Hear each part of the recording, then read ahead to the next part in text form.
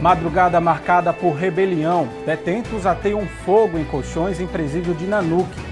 Casos de bronquiolite aumentam nas últimas semanas no Hospital Municipal de Governador Valadares. Estes são os destaques do primeiro MG2 de 2023, 2 de janeiro, que já está no ar.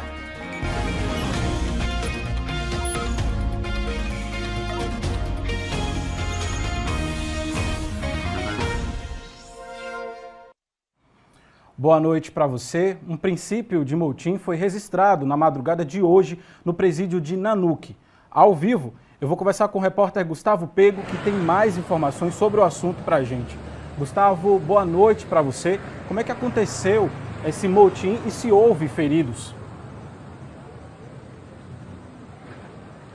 Não foram registrados feridos, viu, Bruno? Boa noite para você, boa noite a todos de casa. Imagens circularam nas redes sociais mostrando uma movimentação na porta do presídio de Nanuque. Segundo informações que era possível ouvir durante essas imagens, é que seria uma rebelião. A Secretaria do Estado de Justiça e Segurança Pública, a Sejusp, disse em nota que não houve uma rebelião e sim o início de um motim causado por detentos de 6 celas, que atearam fogo em colchões, danificaram a estrutura das camas de alvenaria, bateram nas grades e arremessaram objetos contra os policiais penais. A situação foi controlada. A motivação desse motim seria a retaliação da apreensão recente de um aparelho celular e por conta de algumas medidas disciplinares, como o uso do aparelho do televisor, que foi proibido em algumas celas. Foi então que a polícia militar foi acionada. Agora a direção do presídio informou que tanto os policiais envolvidos quanto os detentos irão passar por um procedimento de procedimento administrativo para apurar o ocorrido. Bruno, volto com você. Obrigado, Gustavo, pelas informações e uma boa noite para você. E teve também, motivo de motim no presídio de Caratinga, um princípio de rebelião nesse domingo. A informação foi confirmada pela Secretaria de Estado de Justiça e Segurança Pública. Alguns detentos de uma das celas obstruíram as janelas e porta da cela, impedindo que os agentes pudessem ver o que estava acontecendo. O Departamento Penitenciário de Minas Gerais disse que um grupo de intervenção rápida da Polícia Penal teve que utilizar materiais de menos potencial ofensivo para controlar a ação.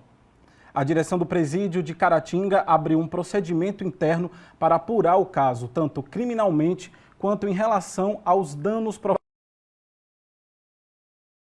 A Segurança Pública disse que ninguém ficou controlado. E uma tentativa de homicídio foi registrada em Central de Minas nesse domingo. De acordo com a Polícia Militar, um homem foi preso após tentar matar a facadas a ex-companheira e o namorado dela. A polícia também informou que o casal estava em casa, no distrito de Floresta, quando o suspeito entrou na casa acompanhado de um amigo e desferiu golpes de faca contra as duas vítimas. Após o crime, eles fugiram do local. A mulher e o namorado foram encaminhados para o Hospital Jesus Menino e informaram aos policiais quem seriam os autores das facadas. Após a informação, a polícia realizou buscas e encontraram os suspeitos em uma residência. No momento da prisão, uma faca foi apreendida. Até o fechamento do jornal, o estado de saúde da ex-companheira e do namorado dela não foram divulgados. E agora, um alerta da Secretaria da Saúde de Governador Valadares. Os casos de bronquiolite aumentaram nas últimas semanas no Hospital Municipal da cidade. A doença... Mariellen mora na Itália e decidiu passar as festas de fim de ano no Brasil. Uma oportunidade para rever a família e apresentar o filho aos parentes.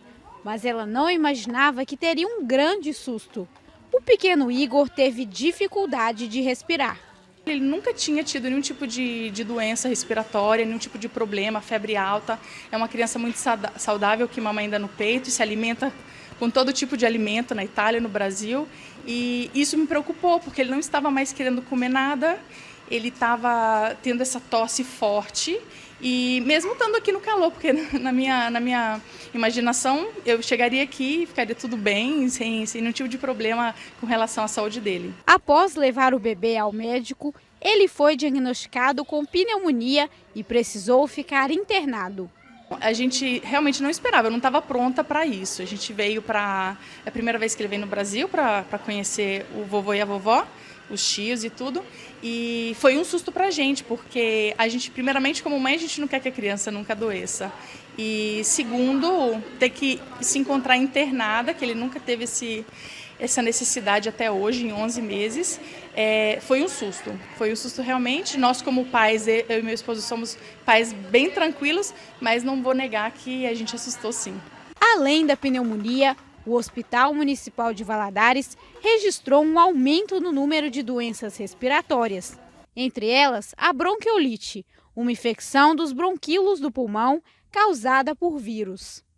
A gente viu um aumento muito grande das doenças respiratórias no último mês, né? De novembro para dezembro a gente teve um aumento exponencial dos casos de doenças respiratórias, que não é comum nessa época do ano, né? A gente normalmente tem um auge, um boom de doenças respiratórias no outono, inverno, então a gente começa a ter doença respiratória em março, e os casos já aumentaram muito, com tendência a piorar. De acordo com a literatura norte-americana, dos países do hemisfério norte, e a gente tem uma tendência a repetir o que acontece lá.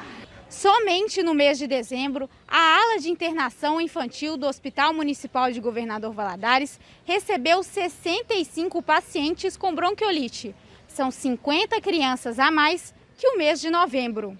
Depois que aconteceu a pandemia e que as pessoas ficaram confinadas, as crianças foram menos para o colégio, então foram menos expostas, né, aos vírus comumente disseminados pela população, a gente está vendo que não respeita-se mais essa sazonalidade. Essa é uma faixa etária que as crianças têm a imunidade ainda é muito imatura, né, eles são muito frágeis e tal.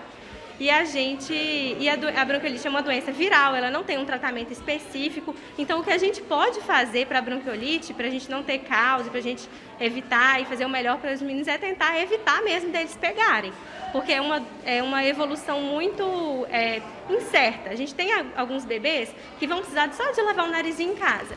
E a gente tem no outro extremo os bebês que vão precisar de ser entubados, que vão precisar de serem mais invadidos, de ficarem internados em UTI. E a gente não tem como prever qual bebê que vai ser qual. A bronquiolite é uma doença grave. Portanto, é importante seguir alguns cuidados. Crianças de menos de 3 meses não têm que receber visita, né? É só o pessoal de casa mesmo, rede de apoio, mesmo o pessoal de casa. Tomar cuidado, lavar as mãos, né, sempre quando chegar da rua e tudo, evitar aglomerações. A gente sabe que teve essa época, essas festas de final de ano e tudo, que a família se reúne e tudo. É complicado, mas a gente deve evitar esse tipo de situação. E outra coisa que eu vejo é que o pessoal, não vou pegar no colo e tudo, mas pega na mãozinha do neném. E esse é o principal meio de transmissão mesmo, né? O bebê põe a mão na boca o tempo inteiro. Então, se eu pego a minha mão, que pode estar com vírus aí da comunidade, pego na mãozinha do neném, ele vai levar na mão na boca e ele vai pegar. Caso a criança apresente dificuldade de respirar, é importante procurar um médico para tratar o mais rápido possível. Ver ele do jeito que eu vi ele quando ele entrou aqui e ver hoje é uma grande vitória, porque quer dizer que o tratamento que foi executado aqui, que foi seguido, foi o tratamento ideal para esse problema da pneumonia que ele teve. E agora vocês vão ir para casa com tranquilidade? Agora nós vamos para casa, brincar, descansar, tendo um pouquinho mais de cuidado, vou ser sincera, porque ele está engatinhando sempre no chão, mas vamos ter esse cuidado de estar preocupando o ambiente que ele está, principalmente porque é a doença que você pega no ar, então o ambiente tem que estar são, limpo e para ele ficar tranquilo. Fica aí o alerta. Agora a gente muda de assunto para fazer uma homenagem a Pelé. A história do rei do futebol é cheia de momentos marcantes. E a primeira vez que ele entrou em campo jogando como profissional foi aqui em Minas Gerais e resultou em goleada. Foi contra o Fabril, time de Lavras, no sul do estado. As imagens de 9 de junho de Edson Arantes do Ferreira jogando em Lavras, logo despontaria no cenário esportivo mundial.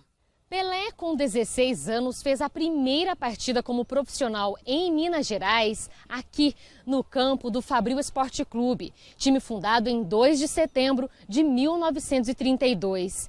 O jovem jogador do Santos veio fazer um amistoso e já mostrava talento com a bola. No ano seguinte à vinda, conquistou a Copa de 58 na Suécia. Seu José Botelho, militar da reserva aposentado, era um jovem zagueiro da época. E não é que o camisa 10 do Santos já era diferenciado. Nós conversávamos lá dentro da sede, ali, antes do jogo, até, por sinal, até o presidente do Santos, na época era Thier Jorge Cury, pediu a direção do Fabril que tomasse cuidado para não bater no Pelé, que é um menino, e era um menino arisco. O Pelé dava um drible assim, você pensar que ia para um lado e ia sair para o outro. Você já mostrava talento já. Não, ele era arisco, corria demais, não perdia a bola. Ele era excepcional. A gente via que o futuro dele ali, graças a Deus, foi do que aconteceu até hoje com o Pelé no Brasil, no futebol brasileiro. E foi um jogo de espetáculo, daquele que viria a se tornar rei, ressalta o historiador do Santos Futebol Clube. Nessa ocasião, o Santos goleou o Fabril por 7-2, Pelé marcou 4 gols. Pelé ainda não era conhecido do grande público. Ele só se tornaria conhecido a nível nacional, disputando sua primeira partida pela seleção brasileira no mês seguinte, em julho de 57. Os 2 gols do Fabril Esporte Clube foram marcados pelo saudoso Alfredo Chaide Lopes, o Alfredão, zagueiro artilheiro, dono da camisa 4. O José Orlando, que jogou no Fabril e hoje cuida do estádio que pertence à Prefeitura de Lavras, mostra as camisas alvinegras. Iguais a essa, foram vestidas pelos jogadores na histórica partida.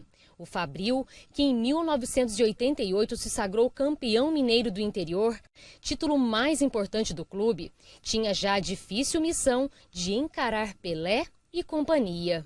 Era um time que era formado basicamente por jogadores da cidade e na época fazia muitas amistosas com grandes equipes, Rio, São Paulo. E nessa época trouxe o Santos, que estava começando a carreira do Pelé. O Pelé praticamente iniciou a sua projeção, sua carreira esportiva aqui. Foi o primeiro jogo como titular do Santos. Seu Enio, um torcedor fiel do Fabril, não perdia uma partida e ficou contente com o futebol apresentado pelo jogador, que foi o único a conquistar 3 títulos mundiais. A vida foi diferenciada. Inclusive, o único comentário que não tinha rádio nem televisão era um menino aqui de 3 Corações que era bom de bola. O pessoal comentava. Nascido em 3 Corações, bom de bola a vida inteira. E se vai existir outro Pelé? Vai ser difícil arrumar outro igual. Pode ter similar ou genérico, mas igual ele não. Intervalo aqui no homenagem ao Pelé. E vamos falar também uma campanha está sendo feita para mobilizar a comunidade da cidade e de outros municípios. Os detalhes destes e outros assuntos é já já.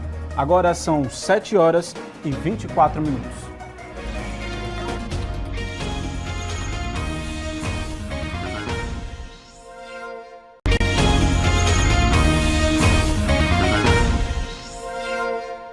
Romeu Zema, do Partido Novo, tomou posse como governador de Minas Gerais nesse domingo.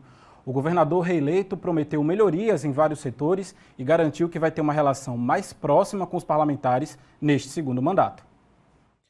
A posse estava marcada para as 9 horas da manhã, mas foi iniciada com 15 minutos de atraso. Zema chegou acompanhado do vice-governador Matheus Simões, do mesmo partido. A cerimônia reuniu prefeitos, vereadores, servidores públicos, políticos e autoridades estaduais na Assembleia Legislativa em Belo Horizonte. No plenário, o vice-presidente da Assembleia, o deputado Antônio Carlos Arantes, do PL, conduziu a posse. No discurso, Zema relembrou da sua gestão durante os últimos 4 anos. Reforçou compromissos, como a entrega dos 6 hospitais regionais, um novo acordo de recuperação pela tragédia de Mariana e a recuperação das estradas. Ao longo de quase todo o meu mandato, só pude fazer a operação tapa-buracos. Por isso, ainda é crítica a situação das estradas e reconhecemos isso. mas agora estamos recuperando as rodovias com asfalto novo. Zema foi reeleito no primeiro turno das eleições de outubro com mais de 6 milhões de votos. Ainda na solenidade, o governador falou que vai manter uma boa relação com os municípios.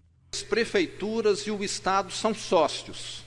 E se as cidades vão bem, Minas também vai bem. Ao longo dos meus 4 anos de governo, estive em centenas de cidades, em todas as regiões do Estado. Essa é a minha forma de agir e meu conceito de gestão.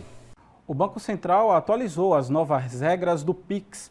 As mudanças passam a valer a partir de hoje. Segundo o órgão, essas alterações servem para simplificar regras de implementação e aprimorar a experiência dos usuários. Transferências rápidas e sem a necessidade de ir ao banco. Desde que foi criado, o PIX tem facilitado a vida dos brasileiros. É com ele que Edilene costuma pagar as compras. Compras quando eu saio na rua, que eu saio ou com as meninas ou que eu saio para fazer alguma coisa, normalmente é PIX, algum pagamento de alguma coisa menor, alguma coisa assim é PIX também. A tecnologia também ajudou os comerciantes, que conseguem melhorar as condições na hora da venda. Primeiro, para nos poupar das taxas que os cartões geralmente nos cobram, né, em cada venda. E também para facilitar para os nossos clientes na questão do desconto. Então, a gente pode oferecer uma vantagem a mais para o cliente adquirir a nossa peça com um desconto maior na hora do pagamento. O Banco Central fez algumas mudanças em relação ao PIX. A partir de agora, esse limite é opcional. Outra mudança em relação ao período noturno. O banco, se quiser, pode deixar o usuário escolher se ele quer que o período de redução do limite comece a partir das 10. O PIX/SAC também teve alteração. Os limites passam a ser de 3.000 de dia e 1.000 à noite. Já as regras para alterações no limite seguem as mesmas. Se o cliente pedir uma redução, o banco deve alterar imediatamente. No entanto, se o pedido for para aumentar o limite, ele deve ser autorizado entre 24 e 48 horas. Segundo o Banco Central, as mudanças são para simplificar as regras e também melhorar a experiência dos usuários com o PIX, além de facilitar pagamentos de salários, pensões e aposentadorias. A mudança na regra do PIX é muito benéfica para quem utiliza a ferramenta para transações comerciais. Agora, será possível sacar todo o limite diário em uma única transação. Isso é muito bom para quem faz o PIX e quem utiliza no comércio e também para aquelas pessoas que fazem transferências para sacar o dinheiro em lotéricas ou bancos ou correspondentes bancários. Essa mudança é muito benéfica do ponto de vista transacional, mas tem que tomar cuidado com a parte de segurança. Achei interessante a questão de aumentar o horário, eu achei muito bacana, e a questão de aumentar o valor também, porque o valor era um valor não tão grande e às vezes você precisa de um valor maior. É claro que requer muita atenção, né? Mas eu acho que fica interessante esse valor estendido. Mariana também aprovou as mudanças. Elas vão ajudar nas compras de mercadorias para a loja. Eu que trabalho com fornecedores, né, e tenho que pagar todos os dias praticamente vários boletos, ir ao banco ou ficar no aplicativo. Às vezes o próprio aplicativo dá erro. Então o PIX ele veio só para somar, só para ajudar mesmo. Esse especialista alerta para os cuidados com a segurança. Alguém pode fazer um PIX num valor irrisório, talvez ali R$1, R$2, e para uma compra talvez de R$200, R$1.000. Então é importante sempre conferir que aquele PIX ele foi efetivamente realizado e só depois o vendedor, por exemplo, entregar o produto ou prestar o serviço. Para quem trabalha com vendas, o PIX pelo QR Code pode ser uma alternativa mais segura. O QR Code hoje já é presente inclusive em muitas maquininhas de cartão. E ele gera um QR Code específico para aquela compra e ele já valida a confirmação do pagamento ali na hora, inclusive com a emissão do comprovante, igual a gente teria na maquininha de cartão de crédito convencional. Então o QR Code é sempre uma boa opção. Já está em vigor o valor do novo salário mínimo. O piso nacional agora passa a ser de R$ 1.320. O novo valor é aplicável a todos os trabalhadores do setor público, privado e aposentados do INSS. Benefícios sociais e trabalhistas, como seguro-desemprego, abono do PIS, PASEP e o benefício de prestação continuada, também serão alterados com o novo valor.